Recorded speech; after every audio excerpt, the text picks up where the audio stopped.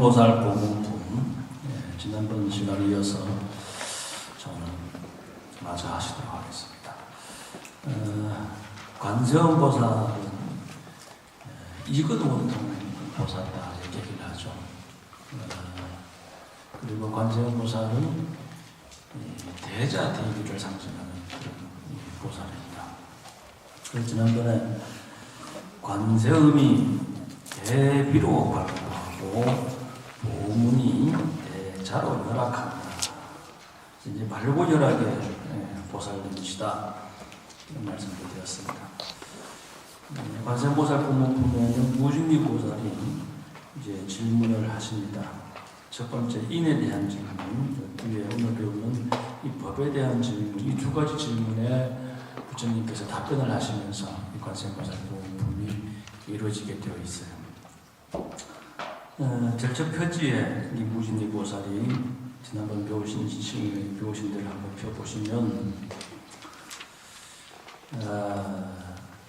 어찌하여 관세음 보살을 관세음이라 이름 하나일까 하고 이제 부처님께 줬죠. 그래서 부처님께서 만약 한량 없는 백천만억 중생이 가전고뇌를 받을 때 관세음 보살의 영험한 줄을 알고 믿음이라고 했습니다. 일심으로 그 이름을 일컫는다면 이건 행이라고 했죠. 신행하면 이 신행을 통해 신행은 뭡니까? 또 감이라고 했죠. 감, 그죠? 감동을 드리면 그렇게 한다면 응답이 있다. 즉 관세음 보살님이 즉시 그 음성을 어떻게 한다? 관한다. 듣는 게 아니라 관하는 거예요. 그 다 모든 있는 내력을 다 곁들여서 아시기 때문에 관한다, 관하고 다 고뇌에서 풀려나 해탈을 얻게 하신다. 그래서 여기서 제가 또 강조드렸던 게 뭐냐면은 고뇌에서 해탈을 얻게 하신다라고 해서 인등경에 고뇌 무효다라는 말씀이 있다라고 말씀을 드렸습니다. 그래서 우리가 얻는 깨달음, 해탈은 그 근원이 어디다? 고뇌다. 여러분들이 겪는 여러 가지 어려움, 고민, 고통, 번민 이런 것들이 결국은 그 속에서 해탈을 불러오는 것이기 때문에 결국은 이 번뇌 즉 고리로 이겨진다라는 말씀을 드렸습니다. 이렇게 해서 부처님께서 말씀하시기를 관세음보살은 또 7란 3독의 구제가 있다라고 말씀하시죠. 7란에 대해서 지난번 시간에 배웠습니다. 보시면 오늘 저희 배우실 차례가 1143페이지죠. 자, 거기 지난번 배우셨던데 네 번째 줄 한번 보십시오. 여러분은 마땅히 일심으로 관세음보살 명호를 부르시오. 일심으로 하셨던데 일심으로 이 보살은 중생의 두려움을 없애주나니 중생은 모르기 때문에 두려운 거야. 알면 두려울 게 없죠. 명명백백하면 이 두려울 게 없단 말이에요. 모르니까 다 두려운 거지. 두려움을 없게 해주신 즉 이제 두려움을 없애준다는 것은 단순한 믿음만을 얘기하는 게 아니라 두려움이 없다는 건 뭐예요? 방금 제가 뭐라고 했습니까? 명명백백해진다. 즉 지혜를 정득하게 해준다 이거예요. 지혜가 있으니까 두렵지 않은 겁니다. 두려움을 없애주나니 여러분이 그 명호를 부른다면 이 원적에서 마땅히 벗어날 것입니다. 하여 성인들이 듣고 함께 소리내어 나무 관세음보살 하면 그 명호를 부른 까닭으로 곧 벗어나게 되어 있다. 여기까지 지난번에 말씀드렸죠. 그래서 7난의 구제에 대해서 말씀을 다 드렸고, 그리고 또 여기까지는 바로 이제 신구의 중에서 구업에 해당이 됩니다. 나무 관세음보살 하면 그 명호를 부른 까닭으로 벗어나게 되어 있다. 그래서 이제 여기까지는 7난의 구제가 여기까지가 이제 구업에 해당이 되고, 이제 구업에 대한 가문입니다. 그 다음에 이제 무진의야, 여기는 이제 의업에 대한 가문이 나옵니다. 관세음보살의 위신력이 높고 금이 이와 같으니 만약 어떤 중생이 음욕이 많을지라도 여기는 의욕 중에서도 다 탐욕에 대한 얘기입니다. 우리가 탐진치 삼독을 부처님께서는 또 구제해 주시죠. 칠란 삼독의 구제, 지금 이제 말씀드리는 것은 의욕, 즉 이제 삼독의 구제에 대해서 말씀드리고 있는 겁니다.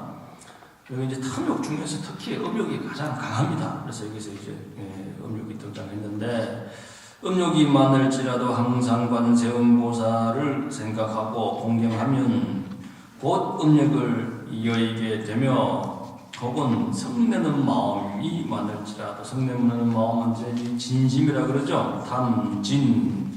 그다음에 단장 넘겨보겠습니다.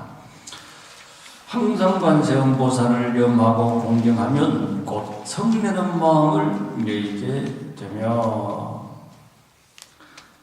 혹은 어리석은 마음이 치심, 어리석은 마음이 많을지라도 항상 관세음보살을 염하고 공경하면 곧 어리석은 마음을 여의게 되느니라. 사실 이 탐진치를 다 여의면 곧 육根청정이고 해탈성불이 되는 겁니다. 단순히 그냥 우리가 일심측명을 통해서 내 소원 이루는 일신의 안위를 이루는 정도가 아니고 탐진치를 다 소멸한다라고 하는 얘기는 궁극에 곧 해탈 성불을 얘기하는 겁니다. 일불성의 기도길로 인도를 해주시는 부처님이세요. 무진의야 관세음보살은 이와 같은 큰 위신력이 있어서 요익되게 하는 바가 많으므로 중생은 항상 마땅히 마음에 염할지니라. 자, 우리 종단에서 박경을 소위 경전으로 하고 또 우리가 관음정진을 주제수행법으로 합니다. 그래서 우리 박경의 여러 가지 수행에 대한 얘기가 나옵니다만, 특히 그 중에 관세음보살 부음품에 의거를 해서 우리가 이 신행이라고 하는 것은 이게 단순한 과정이 아니에요.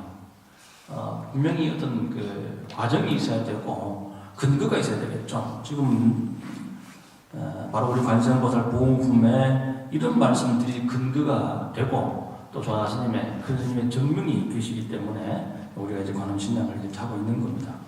너희들은 왜 천태종에서는 왜 관음신앙을 하느냐? 라고 물어보면 여러분들은 이와 같은 이 대목을 인용을 해서 한 말씀 해주실 수도 있어야 되는 거예요. 또 그 다음에는 신업에 대한 감흥이 나옵니다. 신업. 여인이 아들을 얻으려고 관세음보살에게 예배 공양하면, 자기 원이 있잖아요, 그죠? 아들을 얻으려고 하는 원이 있어요. 그러면 이 원에 의거한 행이 있어야 되겠죠. 즉 관세음보살에게 예배 공양하면 이라고 하는 행이 있습니다. 이렇게 원과 행이 갖추어지면, 원과 행은 항상 한 장으로 가야 되죠. 원이 없는 행은 있을 수 없고 행이 없는 원은 있을 수가 없는 거죠. 그렇죠? 원이 없고 행만 있다면 그냥 다람쥐 쳇바퀴 돌듯이 제자리에서 뺑뺑 도는 것밖에 안 될 수도 있어요. 목적지 없이 배가 어떻게 갑니까? 그렇잖아요. 그 원이 있어야 된단 말이에요. 원이. 우리가 어디를 출발하더라도 요즘 보면 딱 내비게이션에 목적지를 찍고 가듯이 그 목적지에 해당되는 게 원이지 않습니까? 이런 원과 행이 갖추어지면 곧 복덕과 지혜를 갖춘 아들을 낳고, 그 원과 행에 의한 이 결과, 복덕을 갖추는 거죠. 혹은 딸을 얻고자 하면 단정하고 예쁜 딸을 낳되 이 아이가 숙세의 선본을 심은 인연으로 묻 사람에게 사랑과 공경을 받으리라. 우리가 예전부터도 자식이 없는 사람들이 절집에 가가지고 부처님 전에 이 기도를 해서 또 자식이 많이 또 생기기도 하고 하는 부분들이, 우리가 이 인연 중에 가장 큰 인연이 세 가지가 있다고 하죠. 첫 번째는 부모 인연. 그렇지 않습니까? 내가 어떤 부모의 몸을 빌려서 이 세상에 태어날 것인가. 첫 번째는 부모 인연이고, 두 번째는 뭐겠어요? 내 인생의 반쪽, 부부 인연이겠죠. 그리고 또 세 번째는 바로 자식 인연입니다. 이 세 가지 인연 중에 하나도 귀중하지 않은 것이 없고, 이 세 가지 인연은 곧 내 운명이 정말 그 송두리째 바뀌어질 수 있는 그런 소중한 인연들이죠. 제가 팁을 하나 드리면, 이 자식을 낳기 힘든 사람들이 절집에 와가지고 이제 부처님 전에 축원을 드려서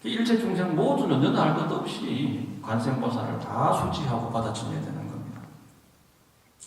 무직여야 만약 사람이 62억 항하사의 보살 이름을 받아지니고 62억 항하사의 이 수많은 보살들에게 이 공양 공경을 올리는 그功德보다도 제일 밑에 보시면 관세음보살 명호를 잠시라도 받아 지닌 그 공덕과 다를 바가 없다. 62억의 항하사 보살에게 공양을 올리는 것하고 관세음보살 명호를 잠시라도 받아 지니는 이 공덕이 다를 바가 없다. 왜 그럴까요?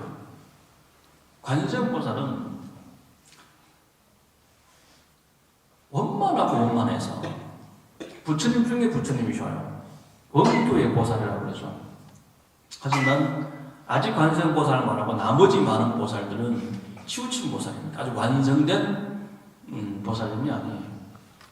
예를 들어서 우리가 보름달을 보십시오. 보름달이 1일 지나고 2일 지나고 3일 지나고 딱 15일이 되면 보름달이 되죠. 그렇죠? 천대대사는 뭐라 말씀하시냐면은 1에서 14를 다 합해도 보름 하나에 견줄바가 안 된다는 거예요. 왜? 1에서 14를 다 합쳐도요, 단 한 번도 보름이 되질 못해요. 원만해 본 적이 없는 거예요. 15일째 되는 그 원만한 그 보름달은 어떤 것과도 견줄 수가 없는 겁니다. 예. 수많은 보살이 있다 하더라도 관세음보살 하나에 견줄 바가 없는 거예요. 왜? 관세음보살은 원만한 원교의 보살이고 이미 아득한 옛날에 성불하셔가지고 중생을 위해서 다시 보살의 모습으로 중생을 제도하시는 그런 보살이자 부처님이신 거예요. 그리고 수행도 똑같죠. 수행도 이 수행은 극복의 과정이란 말이에요. 극복의 과정. 그런데 그 순간순간을 극복을 하지 못하고 이기지 못하고 좀 내가 이제 졸리우니까 자야 되겠다. 좀 누워야 되겠다. 쉬어야 되겠다. 그러면서 그 고비를 넘기지 못하는 거예요. 그래서 지금 우리 중단 수행이 제가 지난번 법회 때도 말씀드렸습니다만 보통 한 번 앉으면 최하 1시간에서 3시간, 구인사는 10시부터 3시 반까지니까 5시간 이상을 내리앉아서 기도하잖아요. 그렇죠? 5시간 이상을 그냥 딱 앉아가지고 관세음보살로 들어가면 끝나는 거예요. 처음 하는 신도님들은 뭐 일어났다 앉았다 뭐 화장실도 뭐 수시로 들락날락 하지만 기도가 익은 사람들은 한 번 앉으면 서너 시간, 구인사 같은 경우는 한 10시부터 4시 반까지 3시 반, 암것처럼 4시까지잖아요. 그죠? 4시면 6시간이죠. 6시간을 내리 앉아가지고 한 번도 일어서는 법 없이 기도하는 보살들도 많이 있어요. 그렇지 않습니까? 그러면서 거기서 극복하는 법이 다 터득이 되고 이 마음 정함이 다 완성이 되게 되어 있어요. 그런데 한 번도 극복이 되어 보지 못하고 일평생을 내가 절집에 문지방을 수없이 떠나들어도 한 번도 극복을 해본 경험이 없으면 그걸 어떻게 올바른 신행을 할 수 있겠어요? 어떻게 그 신행을 완성을 할 수 있겠어요? 그러니까 한 번이라도 극복을 해본 밤새 기도해가지고 엉덩이 자리 딱 붙여가지고 밤새 기도해서 단 하루라도 제대로 극복을 해서 해본 그 사람이 수십 년 절집을 떠나던 사람보다도 더 나을 수가 있는 겁니다. 그렇죠? 수행도 똑같은 거예요. 자, 넘겨봅시다. 무진너야 관세음보살의 명호를 받아들이면 이와 같이 한량 높고 과이 없는 복덕의 이익을 얻으리라. 이 근본이기 때문에 근본 자리에 딱 마음을 정하게 되면 그보다 더 큰 게 어디 있습니까? 우리의 출발점이 시작점이 여기입니다. 이 우주가 자비라니까요. 이 우주 천지가 있는 자비로 되어 있단 말이에요. 이게 우리의 근본이기 때문에 이 근본을 여러분들이 돌이켜서 이렇게 관하고 그 소중함을 여러분들이 알아가는데 그것처럼 큰 복이 어디 있습니까? 우리가 절집에 와서 기도 정진하는 이것이 참으로 공덕이 되고 복덕이 되는 이유는 뭐예요? 내 근본을 찾아가는 자리이기 때문에 그런 거예요. 사람이 사는 자리가 사람이 사는 공부가 수많은 공부가 있지만 우리가 마음 공부보다 더 좋은 공부가 더 훌륭한 공부가 있나요? 그게 근본이기 때문에 그래요. 그게 뿌리고 그게 시작이기 때문에 그래요.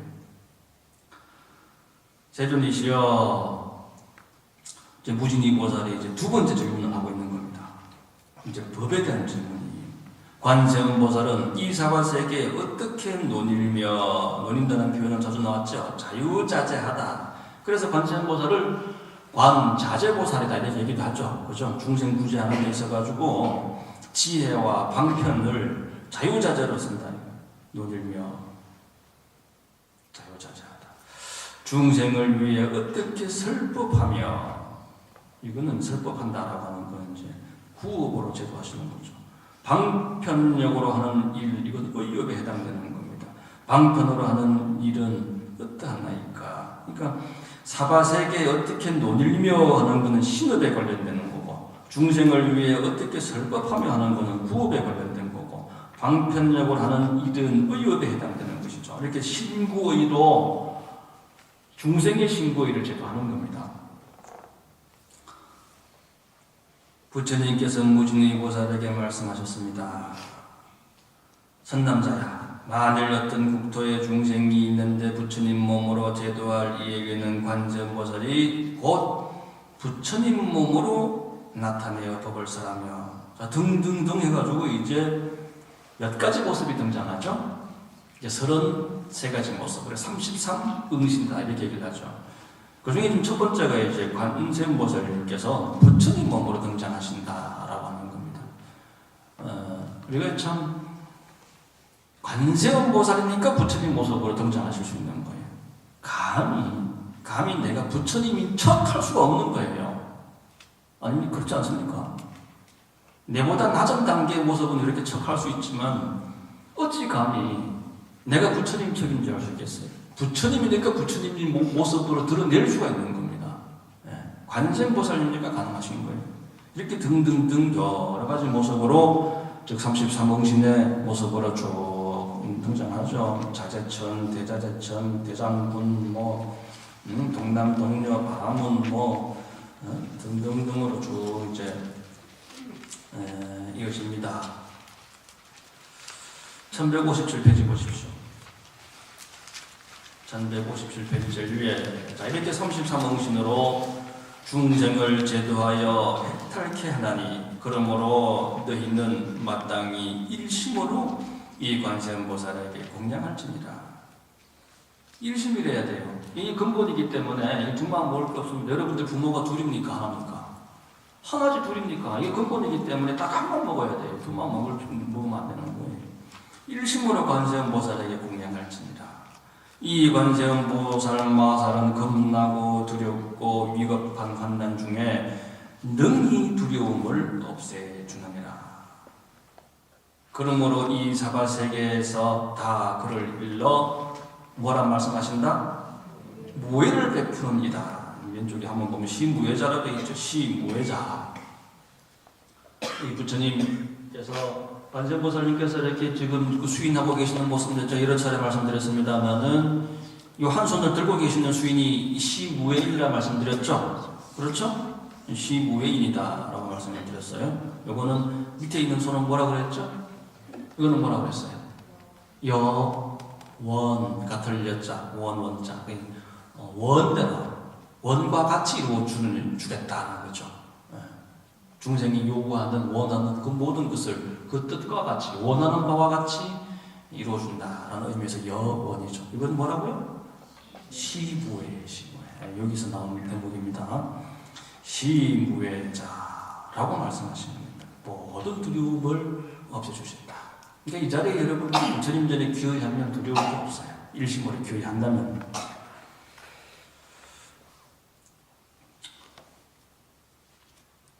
무진이 보살이 부처님께서 하였습니다. 세존이시여, 저는 지금 관세음보살에게 공양하겠나이다. 곧 값이 백천양금되는 여러 가지 보주와 영락이 달린 목걸이를 풀어들고 말씀하되, 인자시여, 여기 어지린자가 등장합니다. 인자시여, 이 법시의 진보 영락을 받아 주옵소서 하니 이때에 관세음보살님이 절겨 받지 아니하거늘 무진이가 다시 관세음보살에게 말씀하셨습니다. 인자시여, 저희를 불쌍히 여기시어 이 영락을 받으소서. 제가 전에 이제 지난번 중국 고대사 한 다녀와가지고 인의 인자할 때 어질 인자에 대한 얘기는 충분히 말씀드린 기억이 있습니다. 이 유교의 인하고 이 불교의 인하고는 다르다라는 말씀을 드렸고, 유교의 가르침의 핵심이 바로 이 어질 인자죠. 우리가 이제 부인사도 어질 인자를 씁니다. 그래서 근데 이 어질 인자가 어질다라는 뜻만 있는 것은 아니다. 특히 이제 불교에서 그렇다라고 하는 겁니다. 어질다라고 하는 것도 포함은 되겠지만, 유교에서는 경천애인이라고 하죠. 그렇죠? 경천, 하늘을 공경하고 널리 인간들을 사랑하는 이 경천애인을 얘기를 합니다. 근데 불교는 하늘을 공경하는 차원이 아닙니다. 물론 우리가 하늘을 공경해야 될 그런 모습들도 당연히 있습니다만, 우리가 도를 이룬다라고 하면 이 수많은 지켜야 되고 참아야 되고 공양 공경 존중 참탄으로 이루어진 이런 모습 속에서 하나 참고 이기고 극복하는 그 과정이 하늘 천신 법왕들을 다 감동하게 하게 되고, 그 하늘 천신들이 도움을 주게끔 되어 있고, 그 하늘 천신들이 조복을 하게 되어 있어요. 오히려 하늘의 공양을 올리는 게 아니라 도가 이루어지게 되면 하늘의 공양을 받게 되어 있습니다. 도인은 그렇단 말이에요. 도를 이루면 그렇다는 거예요. 도를 이루기 전에 감히 하늘을 가지고 함부로 우리가 말해도 안 됩니다. 하지만 사람이라고 하는 존재는 천상천하에 사람만한 존재는 없어요. 하늘 위에 하늘이 될 수 있는 게 오직 인간만 그렇다는 거죠. 그 도가 되면 경천이 아니라 반대로 하늘이 인간을 섬기게 되어 있는 거예요. 하늘이 도인을 받들어 모시게 되어 있는 거예요. 그런 도인이 우리가 보살이라고 그러고 부처라고 그러는 거 아닙니까? 그게 바로 인이라고 하는 거예요.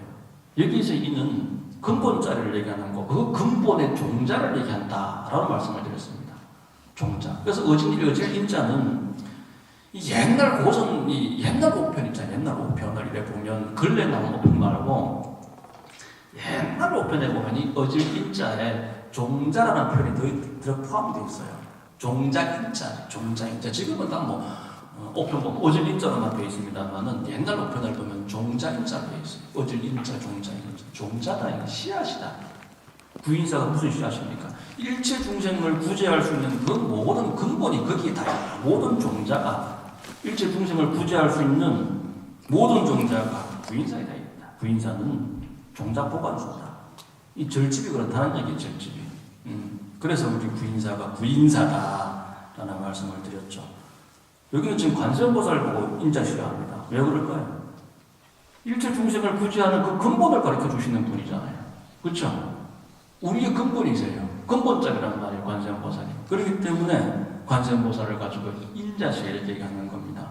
단순히 그냥 공경의 의미로만 얘기하는 게 아니에요. 공경의 뜻도 포함이 되어 있지만 모든 근본이기 때문에 이렇게 얘기하는 겁니다. 저희를 불쌍히 여기시어 이 영락을 받으소서. 그때 부처님께서 관세음보살에게 이러셨습니다. 마땅히 이 무진의 보살과 사부대중과 이 천룡팔부를 불쌍히 여겨서 이 영락을 받을지니라. 즉시 관세음보살은 이 말씀이 딱 떨어지자마자 관세음보살은 모두 사부대중과 천룡팔부를 불쌍히 여겨 그 영락을 받아 둘로 나누어 하나는 사가모니 부처님께 바치고 또 하나는 다보불께 바쳤습니다. 본인은 가진 게 있어요? 없어요? 없지만 다 가진 거예요. 다 가진 거예요, 사실은. 감히 부처님이 계시는 자리에서 그 공양 올리는 부분을 내가 받을 수가 없어요. 부처님이 안 계신다만 몰라도. 그렇죠. 그래서 주는 영락을 바로 받지 않는 겁니다. 근데 부처님께서 허락을 하시고 증명을 하시니까 그때서야 받아서 그걸 어떻게 합니까? 받아가지고 당신이 받는 거예요. 내가 받는 겁니다. 내가 받아가지고 다시 어떻게 합니까? 다시 부처님께 드리는 거예요. 복덕이 2배가 되죠. 내가 받은 겁니다. 그죠? 관세음보살은 이미 받으셨어요. 내가 받아가지고 부처님 전에 공양을. 이게 저희들 이렇게 듣다 보면은, 그러니까 스님, 스님 공양금 좀 얼마 안 되시면 가시다가 음료수 좀 사드세요. 이러면서 꼬깃꼬깃한 이렇게 좀 저 봉투에 돈을 이렇게 넣어서 주시는 할머니들도 계시고 하는데 저는 오히려 할머니들이 주시는 거는 받을 때가 많아요. 예. 왜냐면 참 그 소중하거든. 그러면 뭐 제가 아닌 게 아니라 몸에서 사먹을 때도 있지만 제가 또 불전하면 넣을 때도 많아요. 그럼 어떻게 되겠습니까? 제가 그 보살의 그 복은 복대로 저한테 준 거고 저는 또 제대로 또 복을 지은 거죠. 근데 그 보살님의 복이 배가 된 거죠. 저 역시 마찬가지죠. 저 역시 다시 불전함에 회양을 해버리면 회양을 올리게 되면 더 큰 복으로 이렇게 또 성화가 되게 되는 겁니다. 그래서 특히 이 자리에는 보면 다보불과 서가모니 부처님께 바쳤습니다. 한 분은 과거 부처님이시고 한 분은 현재 부처님이셔요. 한 분은 법신불이고 한 분은 또 응신불을 대표하시는 분이죠. 즉 이제 과거 부처님과 현재 부처님이 하나가 되는 겁니다. 그 법의 영락을 양분해가지고 똑같이 공양을 평등하게 올렸기 때문에 과거불과 현재불이 하나가 되고 법신불과 보신불이 하나가 되는 모습이죠. 무진의야 제 밑에 줄에 관세음보살은 이같이 자제한 실력이 있어서 사바세계의 논인이라. 이 뭘 참 멋집니까? 그죠? 이 법의 영락을 받으셔가지고 딱 말씀이 딱 떨어지자마자 적시에 받으셔가지고 과거불, 현재불, 법신불, 영신불께 이렇게 평등하게 공양 올리는 이런 모습들, 중생들을 자주자주하게 참 구제하는 이런 모습들이 곧 이 사바세계에 노리는 모습인 것이죠. 그때 무진의 보살이 개성으로 여쭈었습니다. 하면서 이제 앞전에 하신 말씀들이 이제 그들 이렇게 지금 개성으로 대풀이 되고 있는 모습입니다. 한번 간단히 좀 보시면 묘한 상어가 주신 세존이시여 저는 지금 거듭 그 일을 묻자 합니다. 불자는 무슨 인연으로 이름을 관세음이라 하나이까? 불자는 여기서 불자는 누구예요? 관세음보살이죠. 관세음보살. 관세음보살은 무슨 이런 인연으로 이름을 관세음보살이라 하시나이까? 이제 인자라 그러기도 하고 불자라 하기도 하고 여러분들이 다 인자가 되어야 됩니다. 여러분들의 그 마음이 여러분이 지금 쓰는 그 마음 하나하나가 여러분 가정에 여러분들 직장에 여러분들과 인연 맺고 있는 그 모든 삶에 인이 돼야 돼요. 원인이 돼야 돼요. 어떤 원인은 이런 얘기도 하죠. 뭐예요? 미꾸라지 한 마리가 온 개천을 다 린다며. 그런 인 말고, 그죠? 참으로 이 부처님 근본 자리에서 중생들을 안락케 할 수 있는 그런 인이 여러분들이 다 되셔야 됩니다. 부처님도 인이고, 여러분들도 인이고, 관세음보살도 인이고, 관세음보살도 불자고, 여러분들도 불자입니다. 평등해요, 사실은. 평등해. 우리가 그 평등법을 배우기 위해서 여러분이 바로 관세음보살 해서 결국은 내가 관세음보살이 되는 법이 바로 우리가 하고 있는 관음주소 역불수행이 되는 겁니다. 말이 시된다며. 말이 시된다고 하지 않습니까? 관세음보살 하면 내가 뭐가 되겠어요? 내가 관세음보살 되는 거예요. 관세음보살도 불자예요. 여러분들도 불자고 여러분들도 인자고 관세음보살도 인자인 겁니다. 불자는 무슨 인연으로 이름을 관세음이라 하나이까? 묘한 상호를 갖추신 세존께서 개성으로 무진에게 대답하사 구족 묘상존 부처님 상호를 묘상이다 이렇게 얘기를 했죠. 우리가 30 이상 80종으로 구체적으로 32개 80개 딱딱딱 나누기도 하지만 이거는 하나의 어떤 방편의 모습이신 거고 부처님을 형상으로 이야기할 수는 없는 거예요. 그렇죠. 그렇기 때문에 부처님을 묘상이다 이렇게 이제 표현을 하고 있는 겁니다. 그 밑에는 쭉 한번 여러분들이 살펴보십시오. 앞전에 했던 말씀을 개성으로 다시 한번 하시는 거기 때문에 쭉 한번 보시고 1167페이지 보시면 네 번째 줄 제일 위에 보십시다. 네 번째 줄 중생이 고액으로 한량없는 고통의 몸이 핍박당할 때 관음의 묘한 지혜력이 세간의 고를 구원하느라.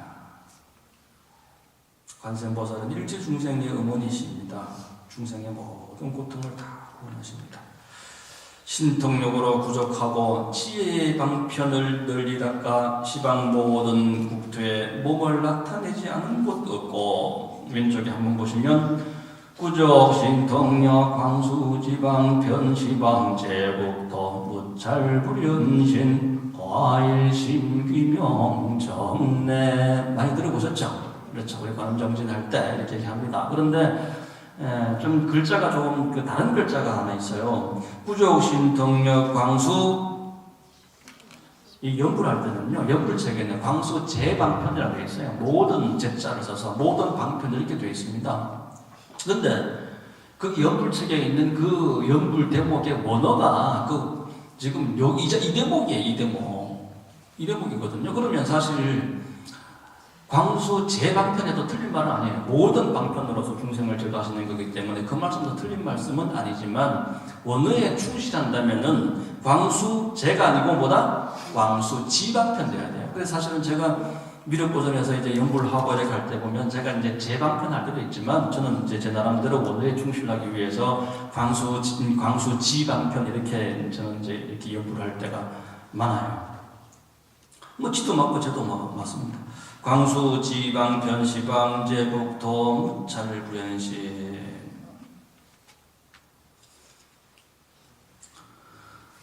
밑에서 5번줄 보시면 진실로 관하고 진관이다. 이 진절을 관찰하는 거예요. 참된 모습을 보는 겁니다. 거짓된 모습이 아니라 오해이 없이 있는 그대로의 모습, 참모습, 진관이다.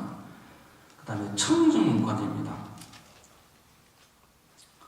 모든 번뇌와 티끌, 오용락에서 다 벗어나서 아주 청정한 관, 청정관이다. 그 다음에 광대지혜관이라고 그러죠. 이 넓어서 차별이 없는 겁니다. 그래서 이게 진관은 견사옥을 얘기하고 청정관은 진사옥을 얘기하고 광대지혜관은 중도관을 얘기합니다. 견사옥, 진사옥, 무명옥 이렇게 되죠.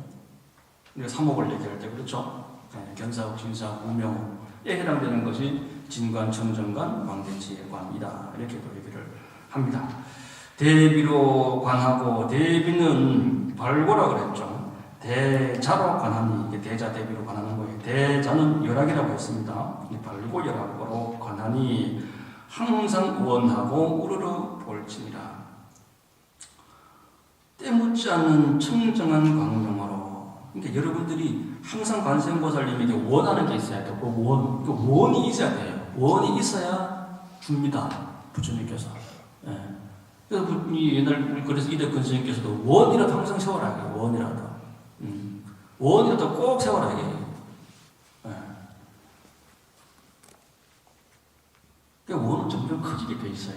이 원을 세우다 보면, 수행을 하다 보면 점차 이 원이 커지게 되어 있습니다. 그래서 이 원이 좀 커질수록 좋아지는 거예요, 사실은. 그런데 내가 감당하지 못하는 그런 원을 함부로 세워서도 좀 부족됩니다. 그래서 내가 원을 세울 때 그 원에 부합된 삶을 살 수가 있어야 되는 거죠. 단순히 그냥 너무나 휘황찬란하고 멋진 그런 그 원을 세워놓고 그 원에 부합되지 않은 그런 사람답지 못한 그런 삶을 산다면 그건 또 아니잖아요. 그렇죠. 한순간순간 내가 지키고 이행할 수 있는 그런 원이면 좋겠습니다. 한 장 넘겨서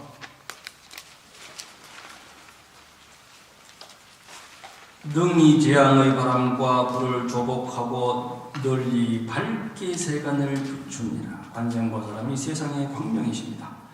비체의 계행은 오래 갖고 자비할 때 그 비죠. 비의 체, 그 비의 체는 어떻게 생겼을까요? 비의 본체가 어떻게 생겼습니까? 그 비의 비체, 그 비체의 계, 비체의 계, 비의 본체는 개다 이렇게 얘기하시는 겁니다. 지금 비의 본체는 개다, 계율이다. 그 계행이 뭐와 같다? 우레 같다. 용감하고 거침없고 단호하다 이게. 아닌 건 아니고 김은 긴 거지. 자의 미묘함은 구름과 같아. 감노의 법비를 내려 번뇌의 불꽃을 없애니라. 또 그 밑에 가운데 보면 그 오음이 나옵니다. 묘하게 중생을 가르치는 복덕의 음성 묘음이다. 이렇게 되어 있죠. 묘음. 묘음은 즐거움을 주는 음성이다. 이렇게 얘기를 해요. 묘음이다. 묘하다. 특별한 한쪽으로 치우친 음성이 아닌 거예요. 묘하다. 묘음이다. 두 번째는 뭐죠? 세상을 두고 보는 관음의 음성에서 관세음, 지금 가운데 줄 보고 있죠? 관세음이다.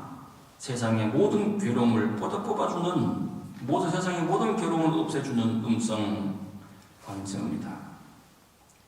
세 번째, 범음이에요. 범음, 맑고 청정한 음성. 이게 우리가 지금 대강사에서도 범종 시주를 하고 있습니다. 그냥 종이 아닙니다. 범종이에요. 종 앞에 범자가 붙습니다. 범은, 이 범이라고 할 때, 우리가 이제 상징되고 표현되는 두 가지 그 뜻이 있습니다. 하나는 범이다라고 하는 것. 첫 번째 청정함이에요. 청정함. 맑고 깨끗하고 청정함입니다. 이게 좀 맑고 깨끗한, 맑고 청정한 음성이 이렇게 되어 있죠. 그래서 이제 그렇게 가는 건데, 또 하나는 깊다, 심심하다는 얘기입니다. 이 범이다라고 하는 것은 깊다는 의미예요. 아주 깊고 깊다라는 의미. 또 하나는 청정하다라는 의미가 이 범에 있습니다. 그래서 우리가 이 범종을 우리가 이제 불사를 하는 겁니다. 그 다음에 해조음입니다. 바다의 조수같이 무시로 이익 주는 언제나 새로운 진리의 음성. 바다의 조수를 보십시오. 밀물이 있고 썰물이 있고 계속 새롭습니다. 그렇죠? 부처님께서 여러분들에게 주시는 법은 매일 새로울 겁니다. 내가 원이 있고 행이 있는 사람은 매일같이 대강사에 와서 매일 부처님을 뵙는다 하더라도 주시는 법이 매일 새로워요. 왜? 내게 원과 핵이 있기 때문에, 부처님에게 그런 방편과 지휘력이 있기 때문에 그렇다 이거예요. 그래서 해조음과 같다. 해조음을 다른 말로 범어로 스와하 이렇게 얘기해요. 스와하. 이게 제가 한번 말씀드린 적이 있는데, 스와하는 이 밀물과 썰물, 파도 소리와 같은 겁니다. 스와하. 좀 닮았습니까? 소리가 비슷해요? 쏘아. 예? 사바하에 사바. 아자, 바라, 성아자. 뭐지? 쏘아, 사바하. 뜻대로, 원대로 다 이루어지소서. 쏘아. 파도 소리, 잔잔한 파도 소리 들어보세요. 얼마나 마음이 편안해집니까? 그렇죠? 제가 예전에 이제 EBS 교육방송인가 어디서 제가 직접 그 폴리곤을 봤어요. 그게 이제 우는 아이에 갓 태어났어. 갓 태어나가지고 요즘 애들은 왜 그러죠? 그럴 수밖에 없나? 왜 태어나면은 엄마 품에 안 있고 왜 이게 뭐 플라스틱 통 속에다 알을 가둬놓고 그러대? 그거 왜 그러는 거예요? 그래야 되는 거예요? 왜 거기다 알을 가둬놓고 그래? 엄마 품속에 있으면 되는 거 아니에요? 왜 그러고 있어요? 같이 데리고 오세요. 그냥 그다 놔두지 말고 안고 있어야 돼요. 엄마 심장 소리를 들려줘야 돼요. 갓 태어난 아이일수록 그렇습니다. 갓 태어난 아이일수록 계속 엄마 심장 소리를 들려줘야 돼요. 왜냐하면 그 아이는 엄마 뱃속에서 심장 소리를 그대로 듣고 그 심장 소리가 양식이고 안식처고 그렇습니다. 그 심장 소리가 그게 관세음의 묘음이에요. 그 아이에게는. 근데 그 소리로부터 격리가 되잖아요. 그 박탈감이 굉장할 겁니다. 제가 생각하기에. 옛날 아이들은 포대기로 업고, 그죠? 안고 업고 키웠어요. 포대기로. 엄마 등에 귀를 기울이고 엄마 등 그 심장 소리를 다 듣고 자랐죠. 요즘 아들은 뭐 짐짝처럼 머리 이렇게 자꾸 끌고 다녀요. 아까 진짜 그럼 말로 나서 그러고 낯을 말지. 안 그렇습니까? 나와서는 안 끄고 켜야 되는 거예요. 이거 자식 교육이 필요 없어요.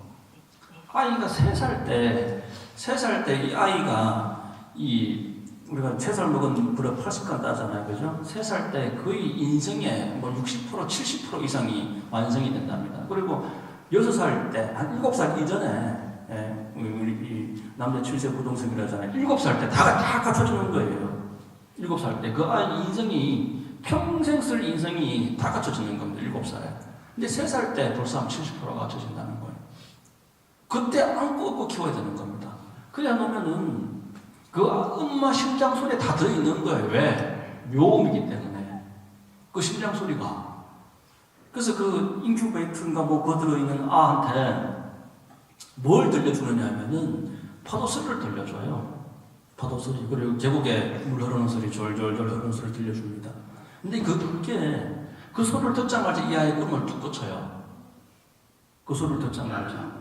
그러니까 소리 전문가가 뭐라 그러냐면은 소리 엄마 뱃속에서 나오는 그 심장 소리하고 이 주파수가 똑같대요. 같은 주파수에 파도 소리하고 계곡에 물 흐르는 소리하고 이 자연의 소리, 근본의 소리이기 때문에 그 주파수가 똑같답니다.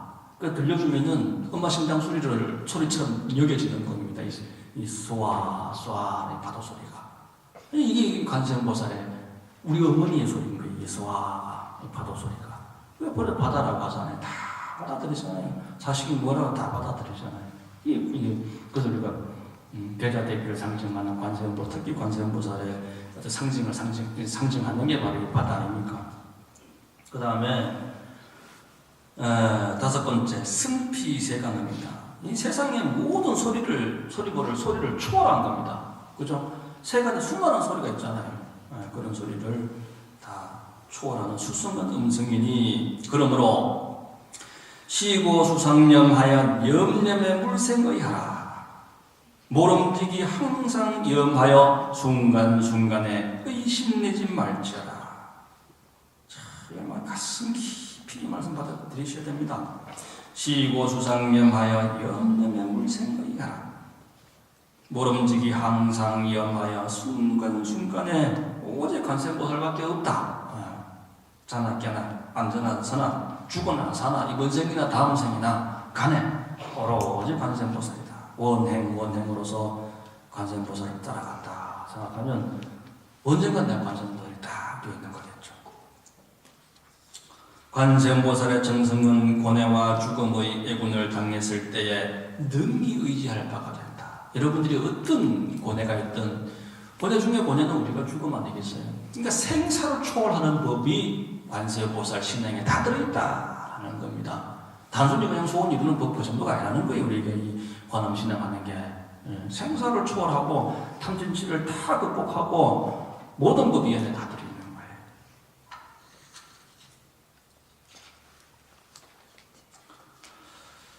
모든 공덕을 갖추어 자비의 눈으로 중생을 보며 복의 쌓임이 바다와 같이 한량 없나니 그러므로 마땅히 머리 숙여 예배할지니라.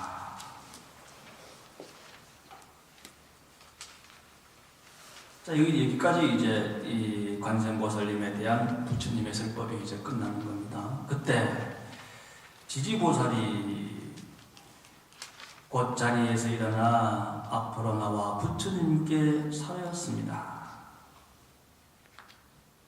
세존이시여, 근데 이 지지보살에 대해서는 저도 궁금해가지고 이렇게 사방에 다 찾아가요. 제가 궁금한 거는 법화 현이 법화 문구 이 전대대사가 하신 말씀뿐만 아니라 근래에 우리 근스님들이 하시는 말씀을 찾아보는데 이 지지보살에 대한 설명이 없어요. 근데 이 지지보살은 이 서가모니 부처님께서 승불하실 때 우리가 이제 이 서가모니 부처님 수인 중에 항마촉지인이 있죠. 손가락으로 이렇게 손가락을 땅으로 이렇게 가리키는 그 항마촉지인이라고 그러죠. 항마촉지인은 서가모니 부처님 수인이에요. 그래서 이제 여원시무에 있는 아미타 부처님도 있고 관세음보살도 있고 서가모니 부처님도 있고 그렇습니다. 근데 항마촉지인은 서가모니 부처님만 있는 거, 손가락을 손을 땅으로 이렇게 하고 계시는 그 수인이죠. 그리고 그 손가락 수인을 보고 우리가 뭐 어떤 부처님이다 어떤 부처님이다 알 수 있는 거고, 또 이 보살님들은 화관의 모습을 보고 또 알 수가 있는 거고 그렇기도 합니다. 근데 그 항마촉지, 그러니까 모든 마구니를 항복을 받는 그 순간 성불이 되는 거잖아요. 그렇죠? 부처님께서 깨달음을 얻는 그 순간이지 않습니까? 그렇잖아요. 근데 그 항마촉지인, 그러니까 성불하는 그 순간에 하늘이 이제 하늘에서 꽃비가 내리고 땅이 육종 진동을 했다 그러죠. 그 땅 지운이 있어요. 그 땅 지신, 땅에 보살이 있는 겁니다. 땅 위에 보살이, 땅 속의 보살은 우리가 지장보살이라고 그러고, 땅 위의 보살은 우리가 지지보살이라고 그래요. 이 땅 위에, 땅의 보살, 땅을 상징하는 보살이 바로 이 지지보살인데, 이 지지보살의 증명이다 그러는 겁니다. 드디어 우리 부처님께서 부처님이 되셨다. 모든 마구니를 항복을 받고 부처님이 되셨구나 하면서 이제 땅이 육종으로 움직이는 겁니다. 그게 이제 지지보살의 증명인데, 부처님께서 성불을 한 줄 누가 알까요? 감히. 그렇잖아요. 그죠? 근데 부처님의 성도를 증명한다라고 하는, 그 정도의 이제 보살이시거든요. 지금 법화경 28품 중에 딱 한 대목밖에 없어요. 지지보살이 등장하는 거는. 다른 모든 팔만대장 경에도 그렇게 등장하는 데는 거의 없어요. 근데 성도를 증명했다라고 하는 엄청난 성도를 확인했다라는 그런 인연이 있습니다. 지금 이 관세음보살 부원품에 이 관세음보살이 우리 일체중생의 젖줄로서, 일체중생의 어머니로서 일체중생을 구제하는 그런 자비의 화신이자 우리 모두의 부처님으로서 등장하고, 드디어 지지보살이 등장하시게 되는데, 그 관세음보살님을 이제 증명하는 어떤 그런 의미 아니겠나, 그렇게 이제 생각을 해봐요. 저는 이제 어쨌든 나름 이렇게 이제 자기를 조사해 보는데, 어디에도 이 지지보살에 대한 얘기는 아직까지 제가 찾아보지를 못했어요. 혹시 아시는 분들은 저한테 가르쳐 주시면 고맙겠습니다. 지지보살이 곧자리에서 일어나 앞으로 나와 부처님께 사리었습니다. 세존이시여, 만약 중생 중에 이 관세음보살 보원품의 자세한 행동과 넓은 문으로 나타내는 신통력을 듣는 이는 그功德이 적지 아니함을 마땅히 알겠나이다 하면서 스스로 암과 동시에 증명이 되는 겁니다. 그렇겠죠? 네. 그게 이제 완전히 이와 같은 모습을 누군가 인정을 해줘야 되는 거예요. 사실은 증명을 해서 마감을 해줘야 되는 겁니다.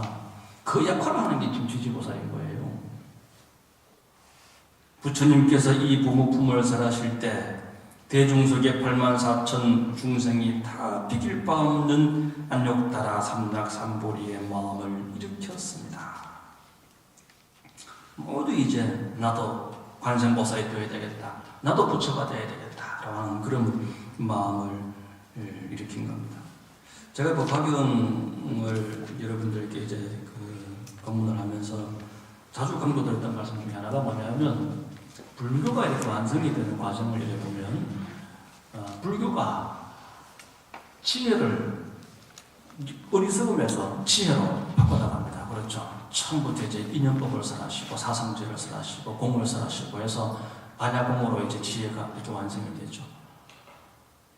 근데 진정한 불교의 완성은 지혜의 완성에서 더 나아가는 거예요. 더 나아가야 돼. 더 나아가야 돼. 어떻게 나아가야 돼? 자비로 나아가야 되는 겁니다. 자비로. 이게 지혜에서 끝나는 게 아니라는 거예요, 불교는. 내가 뭘 안다로 끝나는 게 아니라니까요. 알면 어떻게 할 건데요? 그래서 어떻게 할 건데요? 누가 아는 소리 하면 그래서 어떻게 할 건데? 그래서 어떻게 할 건데? 니는 어떻게 살 건데? 나아가야 돼. 어떻게? 자비로 나아가야 되는 겁니다. 이 시방천지는 다 자비라니까요. 자비로 이루어져 있는 거예요. 해와 달과 별과 산천초목이 다 지금 자비로 서로가 서로를 지금 살려주고 있는 거예요. 서로가 서로에게 어머니인 거예요. 그 근본이 관세음보살자예요. 저는 그 생각을 해봤어요. 지금 우리 앞에 초가 이렇게 부처님 앞에 켜져 있습니다. 이 초가, 양초 자체가 불교라면, 양초 자체가 팔만대장경이라면 촛불은 관세음보살이다. 자비다. 라고 얘기하고 싶어요. 드디어 이제 이 법화경이라고 하는